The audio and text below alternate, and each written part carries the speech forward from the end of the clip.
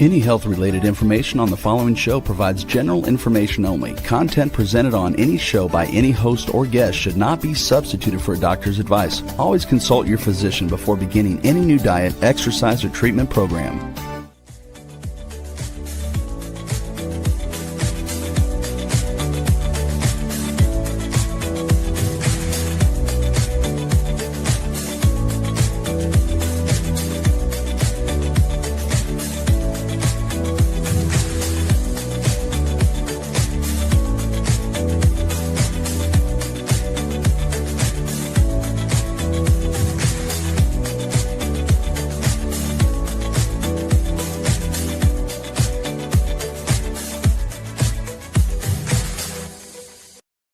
It's time to stand up, speak out, get involved, and let's be intentional.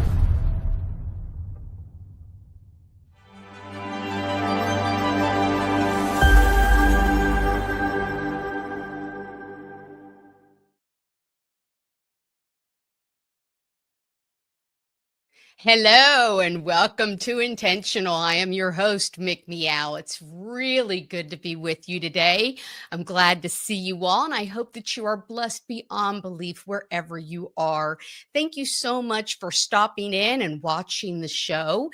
If you're catching us live right now, please make sure and put a comment in the chat. I'd love for us to be able to connect.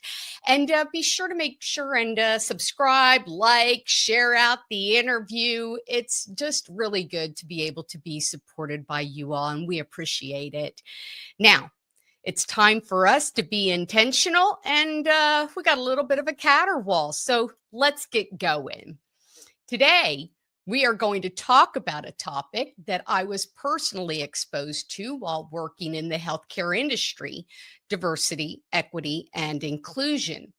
Although the rise of this Marxist ideology and indoctrination appears to have become pervasive in every discipline of our universities around the late 1980s, my personal recollection began in the mid to late 1990s when, as a nurse, I was mandated to do annual cultural training in order to learn and understand how to accommodate other people's religion, their culture, and their life preferences into their care. And it was for their health, of course. That's how it was presented to me. Now, the reality was that this was a slow and an insidious soft peddling into an indoctrinated ideology where mandatory training shifted to every 6 months and the focus became Queer Theory 101. Checking the boxes of identities and learning the hierarchy of oppressor, the perpetrator perspective, and the oppressed, the victim perspective. Now, sometimes what was being presented was just blatant. It was just up in my face and I could see it for what it was. And sometimes it was very subtle and covert, but it was always done through a lens of a marginalized individual, a racial division, and the encouragement of becoming a social justice warrior. By the summer of 2020, when the BLM riots were rolling out, the nurses and all of the healthcare staff were encouraged to join in the marches that were happening across the hospital campus. Leadership promoted the making of signs for social awareness and to take a knee for 8 minutes and 46 seconds in recognition of George Floyd. This was during work time. It was while the patients were in need of care. Soon after this followed the initiation of DEI departments and administrators. Book clubs were endorsed where at specific times you could go and read and discuss the book White Fragility or join others in conversations about microaggressors and unconscious biases. Again, all of this was done during my work time while I was trying to take care of patients. So let me be really, really clear here. I'm a nurse. My concern is taking care of you and your family. Patient-centered care, the duty to do no harm, providing informed consent. You are a precious living soul created by God. There is no change or provision of treatment based off of a perception or because you are a certain race, religion, or biological sex. And shame on anyone who practices that way. Get back to your oath, doctors and nurses, and stop following a destructive, polarizing, demonizing ideology. Now, let's fast forward to today, where college campuses have gone full-blown DEI. They're becoming the hotspot destinations for the Marxist hate and terrorism, with an extra credit and a participation trophy that's being handed out for the incitement of protests and violence against Jewish students, faculty, and really all Americans. Now, President Trump has signed an executive order banning federal funding for these campuses that are teaching DEI and gender ideology and racial indoctrination. But surprise, surprise, not all of these institutions are willing to comply. Well, today we are fortunate to have with us Dr. Stanley Ridgely. He is a clinical full professor of strategic management at Drexel University. He is the author of DEI Exposed: How the Biggest Con of the Century Almost Toppled Higher Education.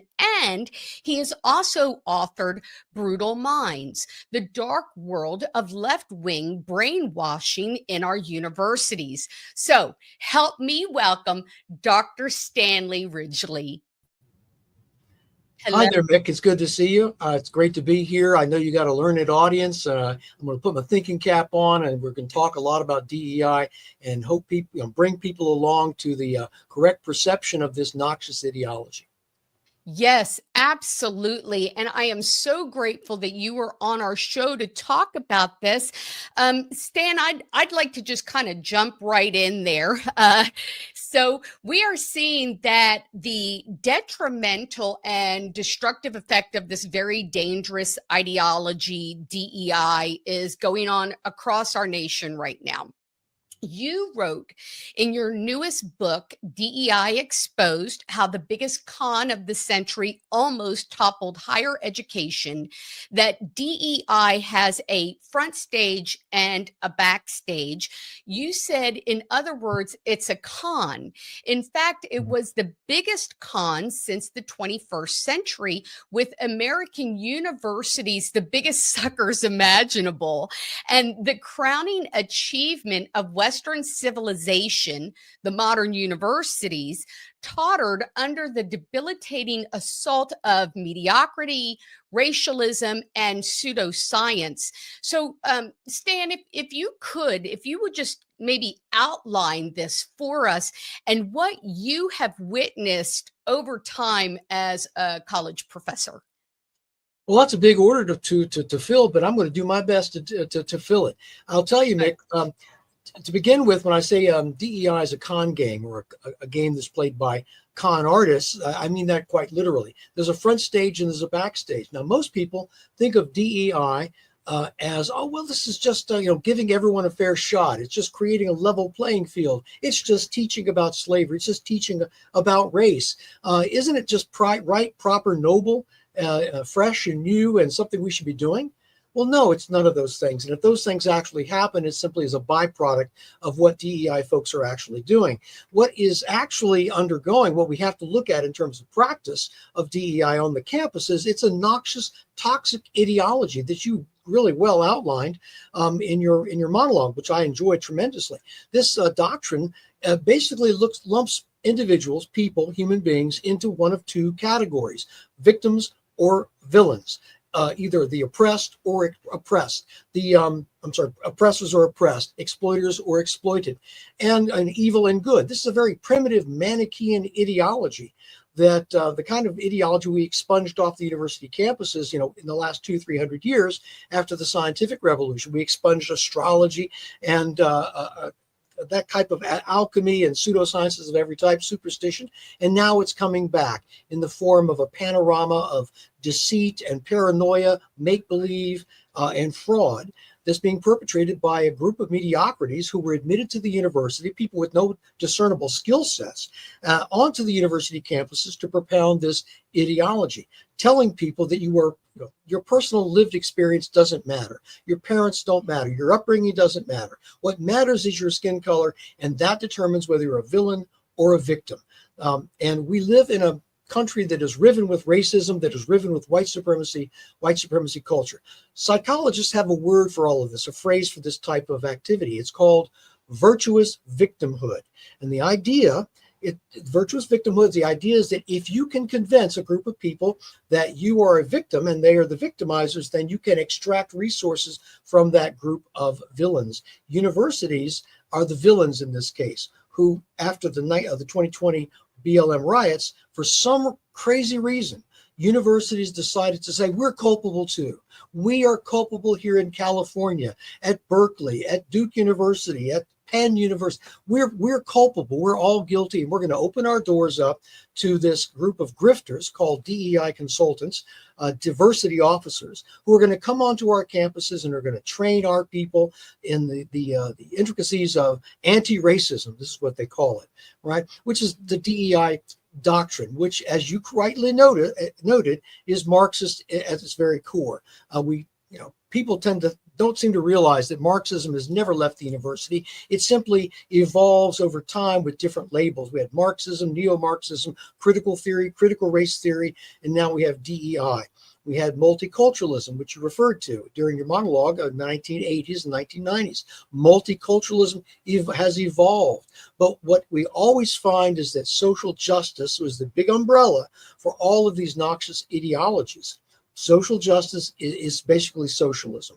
And basically I don't use the word socialism because that's kind of a buzzword. It's a red flag word. It's collectivism. Okay, the idea that the collective or the village should take primacy over the individual, that the individual is merely a representative of a particular category. In this case, it's a racial category. So that's fundamentally what the con is. It's a con game, a confidence game, getting these DEI people to convince you that you are a villain and that you owe reparations. This resource extraction strategy has been very effective over time. And that's basically the thesis of DEI Exposed. It provides a lot of information. It provides justification. It provides citations from the DEI people who speak for themselves and basically hoist themselves by their own petard with regard to this noxious ideology. It's really a terrible thing, and I'm delighted to see that we are moving in the proper direction now. Oh, me too. And I applaud it. I really think there's a lot of work to be done, but the more of us who are standing up and speaking out about this, the better off it is. And I was reading one of Christopher Rufo's books, and he wrote in that the original literature of critical race theory, which, form the policies and practices, of DEI, was written as a strategy of a revolt against the Constitution. And they were using mechanisms of institutional power from, academia to change words, meanings, and interpretations that provided the Constitution's foundation, which we see that. I mean, we're like living an upside down world, where, everything is backwards. So, rights are removed, discrimination is being caused, and there's suppression of speech from DEI. Now, you were recently involved in a situation surrounding Drexel University, and they were having this double down on DEI summit, and they blocked you. And I mean, what happened there? It sounded crazy. It sounded insane.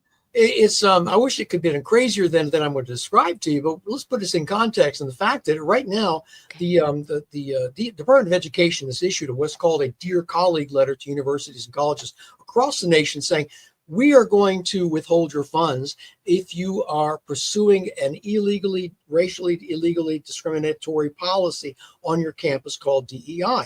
It is in violation of U.S. civil rights law. It's in violation of the Equal Protection Clause of the Constitution. We strongly advise you to cease and desist these DEI activities, diversity, equity, and inclusion activities, essentially as I've described them. Stop the training, stop the noxious indoctrination, and if you don't, then you'll be the subject, or could be the subject, of a civil rights investigation. And so, in this context, this was about a week ago. I'm walking into my building, and I see this huge billboard outside my building saying, "Double down on DEI summit." In my building. I was like, what the heck is going on? Someone who doesn't have risk management sense at a time when the federal government is, cocking an eyebrow your way, saying, we don't want this type of illegal racial discrimination going on, and you are doubling down on it. So I went inside, and there's another billboard that says this summit is happening up on the second floor. So I've taken lots of photographs. I go up to the second floor. I take a photograph of the folks. They won't let me in because I'm not registered for the event. And so I walk away, that one of them chases me down and wants to know if what are you doing? Why are you taking our picture? What kind of questions do you have? I have no questions. I have all the answers I need, basically from what you're doing here. Very familiar with your activities. So I filed a civil rights complaint with our office here on the Drexel campus immediately. This was in the morning, and I also notified some of my friends about the event. I notified some of the Drexel the faculty senate of the event, who said they didn't know anything about this. And what did it have to do with Drexel? Well, I provided the photographs that I took. I provided the information that I had on the event. Very quickly, the signs disappeared. Very quickly, the links to the event that had advertised it online, they disappeared as well. I'm lucky that I got screenshots of the offending events. Now, this goes along with the way that nothing would have happened had I not said anything. They would have gone ahead and conducted their doubling down on DEI summit. And of course, the claim was, according to one of my sources, was universities stated it wasn't their event. It wasn't their event. It was advertised outside my building. It was advertised inside my building. It was hosted on the second floor in a huge lecture hall in my building, but it wasn't a Drexel event. It turns out that the event was sponsored by a consulting firm that Drexel employs. And I happen to know that from my own personal participation in the university hierarchy. And so basically we see a sleight of hand here. What I tell students, what I tell faculty, what I tell staff, it's just like they say when you're in the subway or in the airport, if you see something, say something. And the only way that this thing is going to get quashed is if you see something, you say something, and keep a constant vigilance, because these folks are like, they're playing whack-a-mole, okay? They're going to pop up somewhere else as soon as you put them down. And until we can pry them out of the campus, until we can expunge this noxious, toxic ideology off the campus by getting rid of people, then we're going to have to play this whack-a-mole and do it conscientiously. Yeah. Now, do you think if it was a student, do you think there'd be a different outcome, just out of curiosity? Or do you think the same response would have happened? You mean for just as I did? I think that there'd probably be a more of a response, a better response, a quicker response. And this is because students have been informed of their rights under these new executive orders, and they now have a reporting procedure that they can go to report the events directly to the federal government, the Office of Civil Rights. And I make sure that people know this. And by virtue of this, I think that we can, the whole purpose is not to get the university in trouble. The purpose is to get the university to do the right thing, which apparently for some schools seems to be a very tough road to hoe. Oh, yeah. Absolutely. And we are now hearing that universities are saying, there was the executive order that President Trump signed. And, there was at least, I think Fox reported 403 universities that are like, nope, we're not going to remove DEI from the curriculum, or they're going to do, like you were calling it, the whack-a-mole, the sleight of hand. They're just going to rebrand things. It's going to be a different name. It's not going to be DEI. So where do you see see this leading, and how do we ensure that we can restore our universities back to higher education and not DEI training camps? Well, I'll tell you, Mick, that the days of us, taking action and then forgetting about it and just trusting that the right things are going to happen because we acted and we can forget about that. Those days are over now, and we are blessed with organizations like Defending Education, which is a watchdog group that is watching this very phenomenon, the idea of renaming DEI offices and calling them offices of inclusion and belonging, that kind of thing, while keeping the same personnel, keeping the same policies and procedures, just calling them something different. And I think if you look at the executive orders that the Trump administration has issued, and I've read them all, the ones that are relevant to what we're talking about, they're very well aware of this use of language to basically continue this shell game of maintaining the program and the policies and the personnel, just changing the names.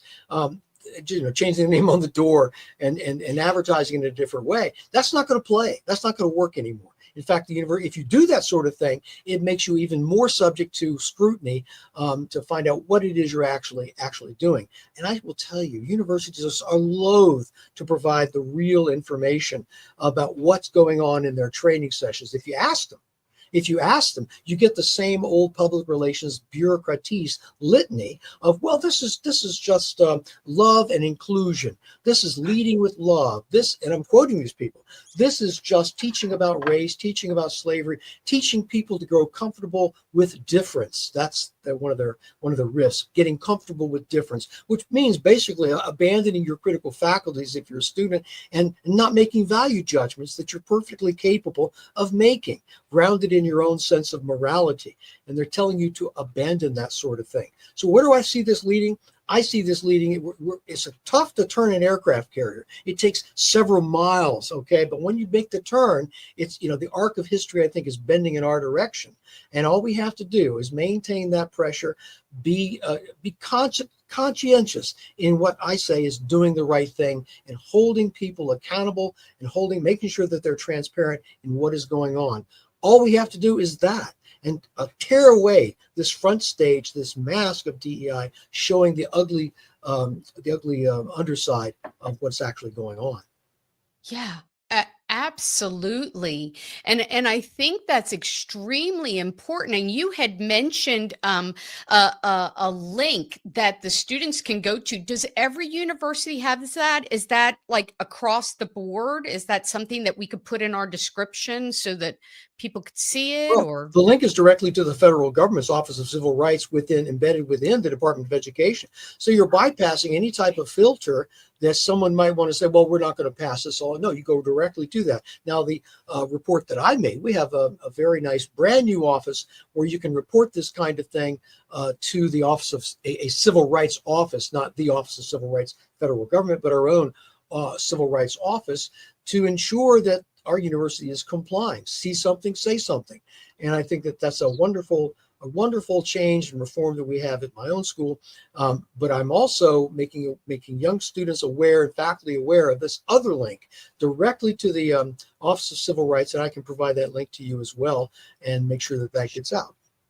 I appreciate that because we would love to be able to push that out. I think it's extremely important, at least for people to know that it's there and realize that their voice matters. It's not just that they are going to a university. I mean, they need to be aware of the surrounding and what's happening, because these universities like Yale and Columbia, they have massive endowments.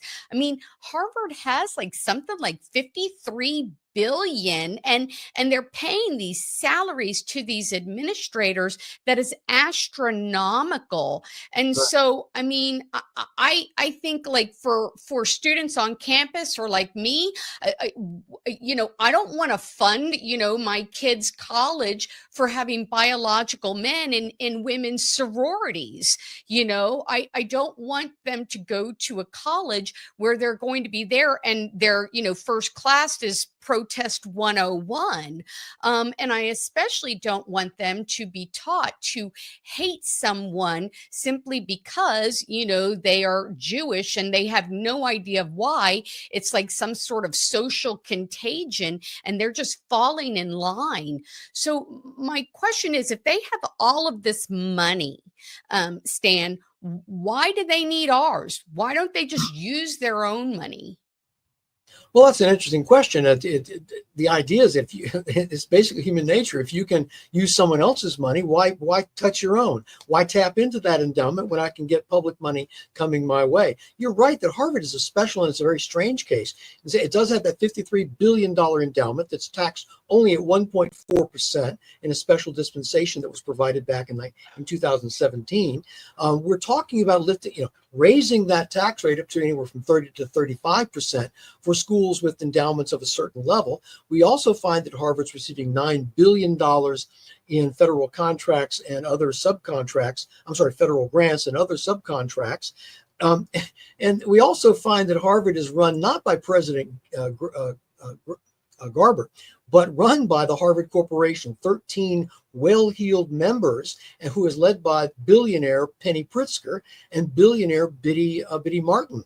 And Penny Pritzker is the lead member of the Harvard Corporation. Her brother is, I call him Big JB Boss Pritzker. He's the governor of Illinois. He is also a billionaire. And they're the heirs to the Hyatt Hotel fortune, which is where they got their money. So this idea that somehow billionaires, outsiders, were trying to tell Harvard what to do when you've got billionaire oligarchs running the show at Harvard. They've also they have their finally got rid of their prior president, Claudine Gay, for her plagiarism, number one, and for her mishandling and mal-leadership at the university, and fired her after 6 months. But she kept her $900,000 president's salary, and now she's teaching in the School of Government at Harvard. So no one really ever pays a price at Harvard, it seems. Now, all of this money that's going to Harvard, which is supposedly the premier institution in America, and yet they are now offering a remedial math class for freshmen. Now, you tell me who the incredibly endowed, incredibly talented people going to Harvard, who needs a remedial math class? That's another thing. You're paying for high-end research at one end, and you're paying for remedial math at the other end. Your question, why do they need our money? They don't. They'd rather use our money than their own money. And whenever you say, the money's being threatened, our research being threatened. Oh, it's cancer research. That's usually the first line of defense. Oh, you're going to defund. Oh, we're going to have to kill all our lab animals because we can't afford to keep the lab. They actually say this. And the fact is that if Harvard wants to maintain an environment that is anti-Semitic, that is lawless, that is chaotic, they're privileged to do that, but we don't have to pay for that. And if there's research that's threatened because of that, well, that's because Harvard is a research unfriendly environment. The research is going to go on. It's just not going to go on at Harvard. Harvard is not the only university, and these researchers who find Harvard research unfriendly can move to more friendly climes where their research can continue. The point being that just as at Columbia, where faculty and researchers are turning against each other because the hardcore hard science researchers are turning against the soft side protesters, saying, look what you're doing here. You're destroying our university with all of these protests, all of these violations of civil rights, and it's our research that's being threatened. Stop it. And I think that's a very effective tactic. Going back to your point about money, the only language that universities and colleges understand is money and bad publicity, and often the two are tied together. Harvard, I should intimate, the last year lost $150 million in private donations, and that looks to be on track again. Wow. And they should lose money. Stan, we've got an interaction going here. We've got people who will drop comments in, and we've got quite a few comments. A lot of people are asking, what DEI stands for and what it is about. Can you explain that a little bit to our audience? Sure. These people might not have heard my explanation at the very beginning. I'll give a recapitulation, a brief reprise of that. Diversity, equity, and inclusion. That's DEI. This is supposedly, as explained to me by people who want to say that I'm somehow ignorant of what the thing means, is they tell me that this really means just creating a level playing field. It means leading with love and inclusion. It means giving everyone a fair shot at the American dream. It means teaching about race, teaching about slavery, not color coding or not, I should say candy coding American history, et cetera, et cetera. Well, all of that's fine and well and good. We do that. And we've done that for a long time. But the idea that you're going to discriminate against one group of people to benefit another group of people, that's illegal.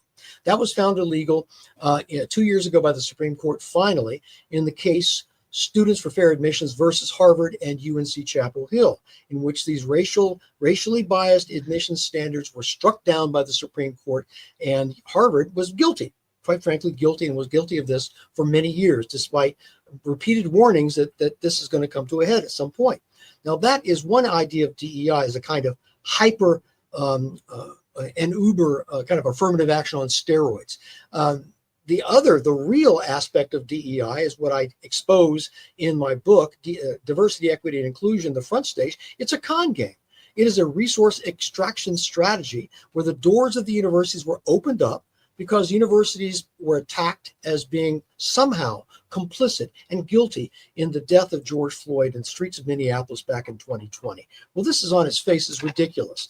We saw on July 4th, 2020, at Princeton University, a letter was signed by 300 faculty and staff, a letter that accused their own university, Princeton, of being riven with and rampant with racism, anti-Black racism at Princeton, rampant racism. Well, the most obvious thing a journalist should have done, and which this guy did, his name is Connor Friedersdorf at The Atlantic, contacted all 300 signatories of this letter and said, hey, can you give me an example of overt, rampant racism at Princeton University that's occurred over the last 15 years? Can you do so? Not one person could provide one single example of this rampant racism. It's a fraud. This is the con game that everyone is bought into. It's like one of those things where this is what prompted me to write DEI Exposed. I'm hearing this stuff. So, well, the most obvious thing is ask them for examples, ask them for proof. And it doesn't come. It never arrives. And I will tell you this. I've had public confrontations in my status as a faculty senate member with people when I have questioned folks on my own campus in public, people who are saying basically that my own university was rampant with institutional systemic racism. And I said, quite frankly, I said up front in public, who are the people, the policies, the procedures, and the programs that you consider racist? Identify them, give examples, give proof, give evidence, so that we can agree on what the problem is and we can all move forward hand in hand to solve this problem of racism. Not one single example. The only thing we got was an attack on me and other people asking those kinds of questions, because that exemplifies the problem. This is what conspiracy theorists have always done. Conspiracy theorists do not respond well to questions about an example. I want an example of this conspiracy. When you ask that question, that means you're part of the conspiracy. That's why there's so much paranoia surrounding this, why in your own explication at the very beginning in your monologue, where you talk about racial microaggressions, which is an imaginary transgression that tends to pump up the number of racial instances on a campus, and it's basically part of the fraud. The whole idea that something that, I'll give you an example of a racial microaggressions from my own experience on my campus. I was actually told this by a diversity officer in public again, that if one student doesn't hold the door for another student of a different race, then that can be viewed as a racial microaggression by the aggrieved student. Now, you don't believe this, do you? I have it on tape. I have it recorded. I have it read the person saying this, that if you don't hold the door open for me, then that means this is a racial microaggression. Where are you from? That's another racial microaggression. If you ask someone where they're from, which is kind of a making conversation kind of thing. Wow. It's a completely imaginary construct which is designed to pump up the notion that there's lots of racism on the campus, when, as Harvard law professor Randall Kennedy, who happens to be Black, stated, campuses are the least racist places in America. Let's be real about this. If you're looking for racism, go somewhere else. You're not going to find it on the university campus. You'll find exactly, really, the opposite. Yeah, absolutely. Let's take another question because Glenn is asking, is there an issue in high school and under, and by what name is this? Now, I know we had social emotional learning in our schools, and there was even, critical race theory, but it's in our high schools. It's all through the schools. Well, it certainly is, and it comes right out of the education schools in higher education. Education schools succumb to basic indoctrination and left-wing indoctrination a long time ago. I'd say at least by 25 years. They are suffused with a left-wing ideology, basically Marxist ideology. And you'll say, well, there he goes using the M word. Well, the fact is they can't use the M word. They can't use it, so they use something else. They revere this theorist by the name of Paulo Freire, who was a crypto-Maoist, cribbed all of his education theory from Mao Zedong. He was a great admirer of the Cultural Revolution. And Paulo Freire was a Brazilian educator, was a Maoist, Marxist, and he wrote a very famous book called Pedagogy of the Oppressed in 1970. This is the third most cited book in the social sciences. He has had great influence and impact to the extent that he dominates this Freirean view. So when someone says, Freire, he's amazing, they're really saying Marx. They're really saying Mao. They really are. A lot of them don't even know that. And so this is how they've gotten around this idea. So these folks who are imbued with this type of theory, these education pre-service teachers, go down into the K through 12, and they're not subject matter experts. They don't learn math, science, chemistry. These are theory people. And they're dedicated to teaching it in the social emotional learning process, which is also going on at the university level as well. The idea is that you attack a person's sense of self. The idea that you break that down, you create a sense of vertigo, and you clear out the current belief system to make way for a new belief system, which is grounded in what is called critical consciousness, which is a Freirean notion, which is basically a modification of Marx's old class consciousness, but it's updated for the 21st century to critical consciousness. People use this all the time on the campuses. The head of our philosophy department actually boasts of this. I have critical consciousness, while you and I, Mick, we have false consciousness. The critical consciousness means that you can peer into the contradictions of society. You can determine the relations between power and privilege and all of this hooey that they claim. And it's very intoxicating for graduate students and undergraduates who hear this for the first time. But this is really old nonsense. It's been around for at least 150 years, and if not longer, in various forms. I should say that the DEI, people have asked about DEI, it's a toxic doctrine that's grounded in a primitive binary ideology of good and evil. Ibram Kendi's How to Be an Anti-Racist basically approaches his theory this way. It's a very primitive either-or doctrine. You are either this or that. You're the villain or a victim, oppressor or oppressed. There's no in between. And if you're an oppressor, your job is to acknowledge this oppression, to confess, and then pledge yourself to do the work to move to a more anti-racist society. It's really beautiful and elegant when you think about it, and the fact that it's fooled so many people is what I find really disturbing. Absolutely. It is. It's extremely disturbing. And it's disturbing how they're changing the language and how everything is seen through a lens of race. And Jeremiah says, does this DEI stand for the white man as well? Or is it all blaming the white man for racial issues? Who is there to see these things other than the white man? Well, I would say it's quite clear that the ideologies, it basically breaks everything down to race. That's the most important element, the most important factor about a person is the skin color, your skin color and your ethnicity. Nothing else matters nearly as much as that. And everything can be reduced to that. They like to say we're looking at this through the lens of race, and everything about you, nothing about you matters more than that. If you are a white person, you are a villain. If you're a person who is non-white, person of color, then you're a victim. You're a victim of some sort of oppression somewhere down the line. And I would say this, we mentioned earlier the problem of the anti-Semitism and how does that fit into the whole care. DEI is a massive cause of the violence against our Jewish students. Why? Because they use the template. DEI uses the template that they fit onto the United States in terms of colonization or decolonization or oppression.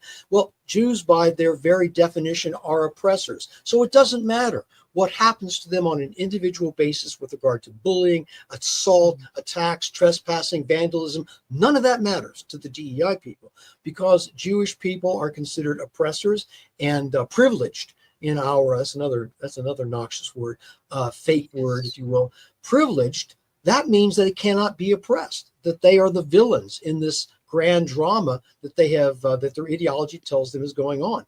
I call this the Luigi wing of the progressive side of things, because Luigi Mangione killed someone because his left-wing ideology told him that was the thing to do. He didn't know his victim. He shot his victim in the back, a stranger, and he didn't know it, but his ideology told him what to do. And that's the most extreme version, I think, of what's going on the college campuses. When you get in people who believe in ideology that white people are the villain by definition, and people of color are victims, then you begin to behave that way. You begin to act that way. And if you're looking at when we say that DEI is a divisive ideology, that's what is meant.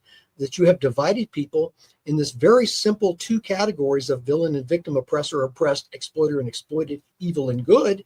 And you can't expect anything but division on your campus and animosity. That's a perfectly reasonable expectation. Absolutely. And it's like this, it just generates hate. I mean, it's the victim, you're the oppressor. I mean, it was the most egregious thing when I was at work.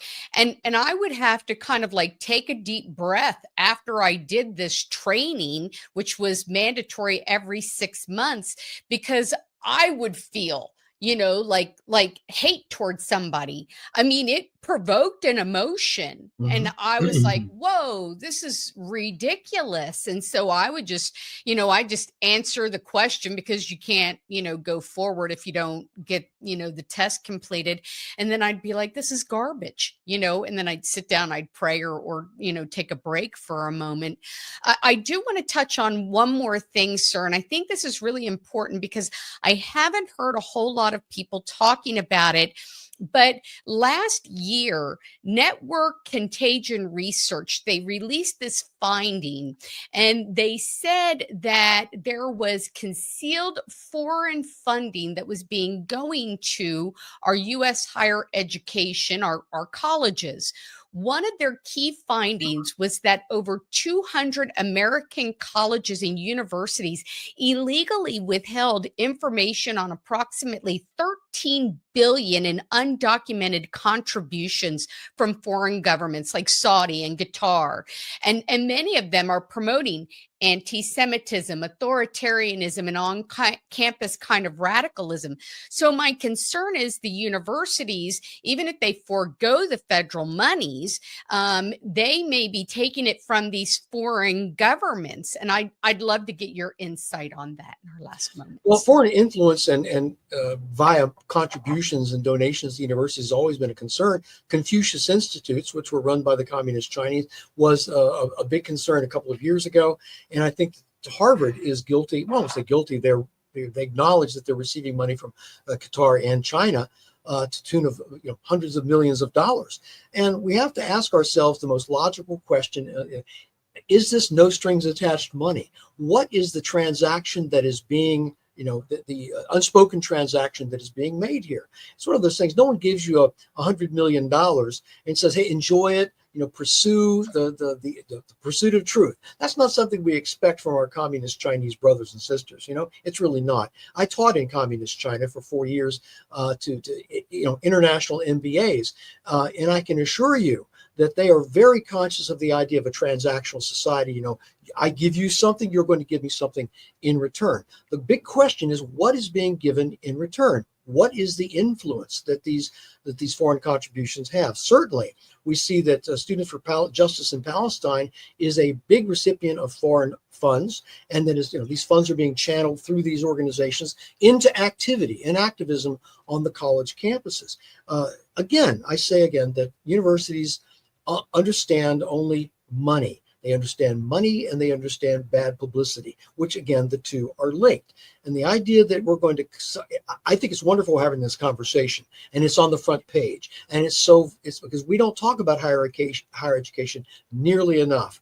We've talked about higher education in the last 3 months, probably more than in the last 3 years, if not the last decade, because of what this administration is doing. And I think it's very healthy to have this conversation.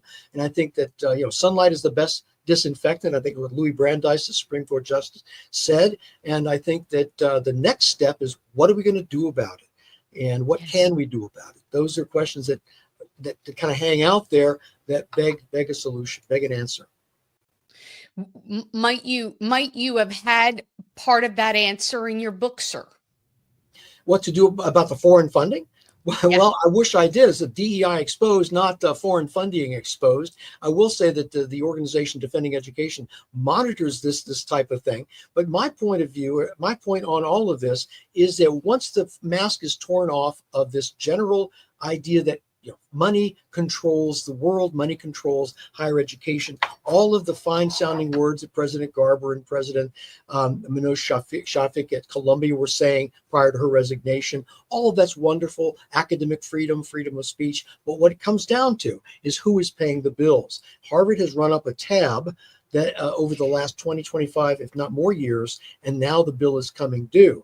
And part of that bill is being paid by a lot of it's being paid by us, the taxpayers, but a lot of it's being paid by foreign governments as well. I think, again, sunlight's the best disinfectant. I think that congressional oversight is absolutely necessary. We saw Claudine Gay, we saw Liz McGill from Penn, we saw Sally Kornbluth from MIT, Manoj Shafik from Columbia come before Congress only to be shown that they were really poor leaders, weak leaders, unable to express even the basic sentiment of we want to protect our students from bullying and assault, and we're doing our best to do so. Couldn't even acknowledge this, couldn't say what they're going to do. And I think that is more congressional investigations like that to show the American public what empty suits these people are and what weak leaders these people are.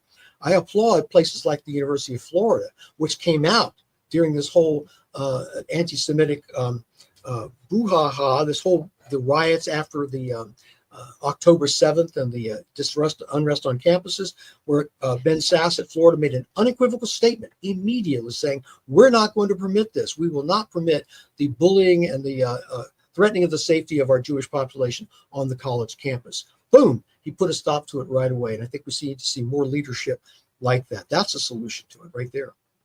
Absolutely. In these last moments, we want everybody to go to Amazon. We want them to find your book, DEI Exposed, How the Biggest Con of the Century Almost Toppled Higher Education. It is a great book. We'd like everybody to pick that up, read that. And I would like to thank you for coming on the show and having this great conversation. I hope that you're available maybe soon so that we could have you back. We've gotten a ton of comments. We didn't get to go through all of them, but Usher, Cam, Jessica, all of you who are putting comments in, thank you so much. I'll try and answer some of those after the show here. And, Dr. Ridgely, I want to say thank you so much. It is an honor and a pleasure, and we'd love to have you back. Well, I've enjoyed this. It's been great. It's very seldom do you get a chance to talk at depth about something. I want to give you a teaser real quick. the executive order from the 23rd of April that's President Trump signed, which eliminates disparate impact with regard to racial discrimination lawsuits. He eliminated this, and this is going to have a tremendous impact on higher education with regard to how universities go about admitting students. Oh, wow. And Wow. that's Well, a teaser. It's executive. It's an executive order signed on 23rd of April. And I'm going to be able to talk about that very soon. I look forward to seeing you again. absolutely. We'd love to have you back to talk about that. Everyone, I want to just say thank you for coming out today, for joining us. Remember that resistance is not futile, and blessings to you all always.